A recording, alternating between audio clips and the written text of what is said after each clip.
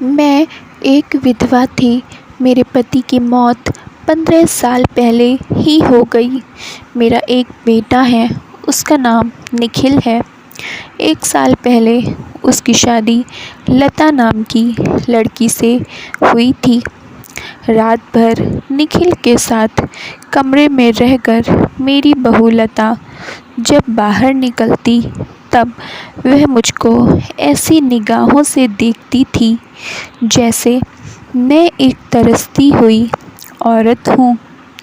मेरी उम्र 37 साल की थी। मेरा बदन सुडौल था।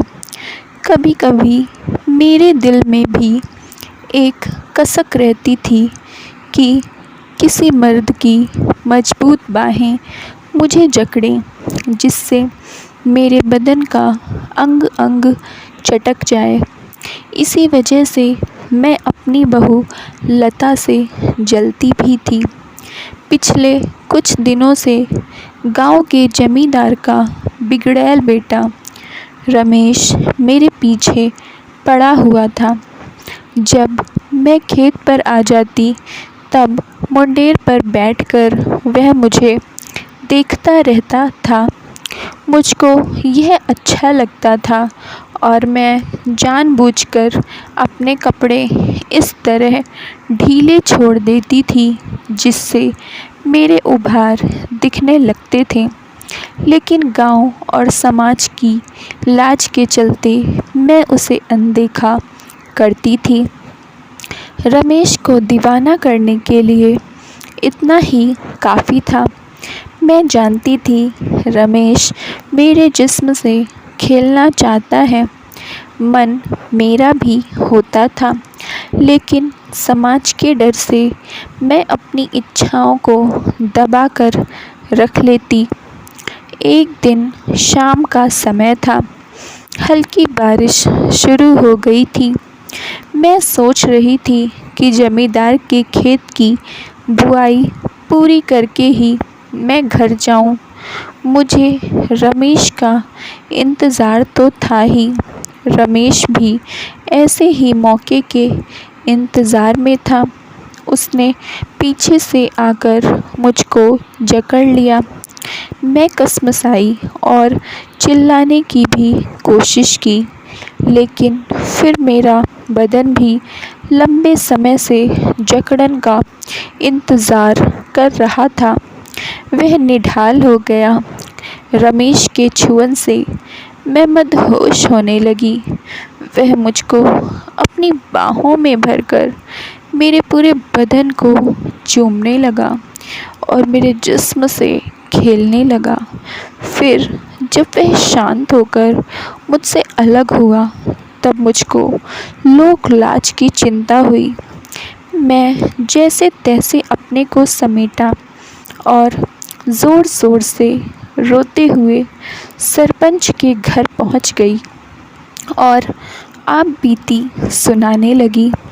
लेकिन रमेश की दबंगई के आगे कोई मुंह नहीं खोल रहा था। इधर जब बात मेरे घर तक पहुंची तो मेरा बेटा निखिल और बहू लता भी सरपंच के यहाँ पहुंच गए। मैं रो रही थी, लेकिन लता से आंखें मिलाते ही एक कुटिल मुस्कान मेरे चेहरे पर फैल गई। गांव में चौपाल बैठ गई थी। सरपंच और 3 पंच इकट्ठा हो गए थे। एक तरफ मैं खड़ी थी तो दूसरी तरफ रमेश था। गांव के और भी लोग वहां मौजूद थे।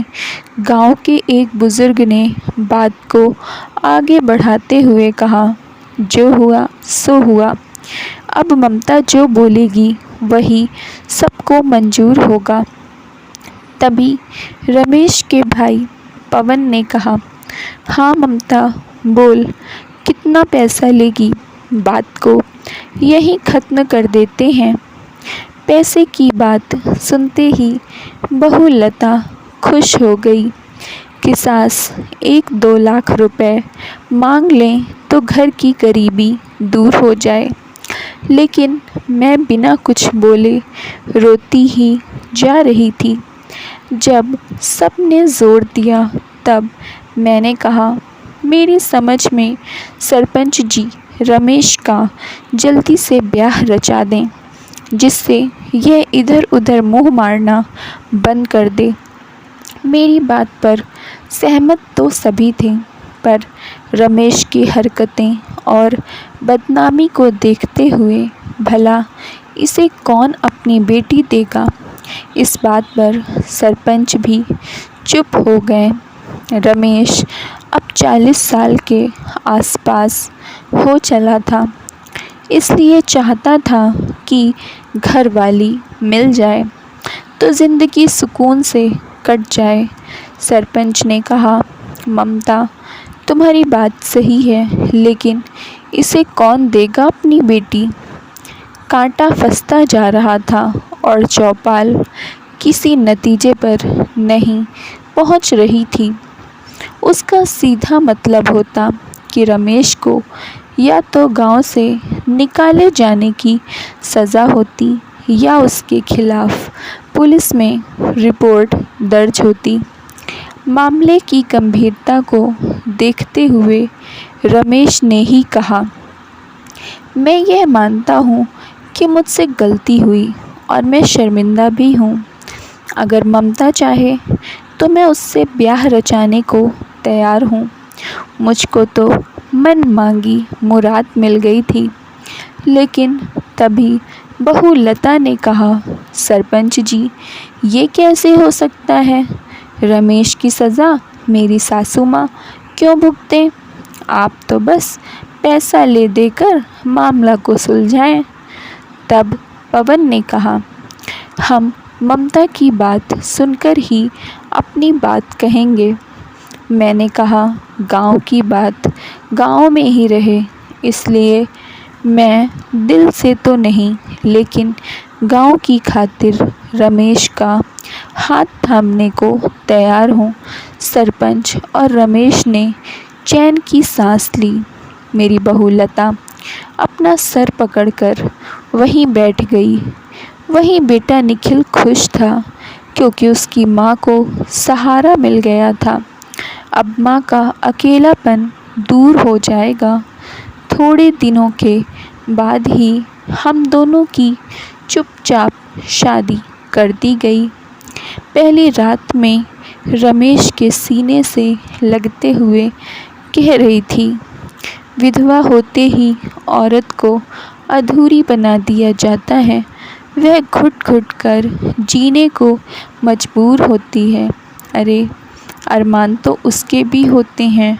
और फिर मेरी बहू लता, उसकी निगाहों ने हमेशा मेरी बेइज्जती की है।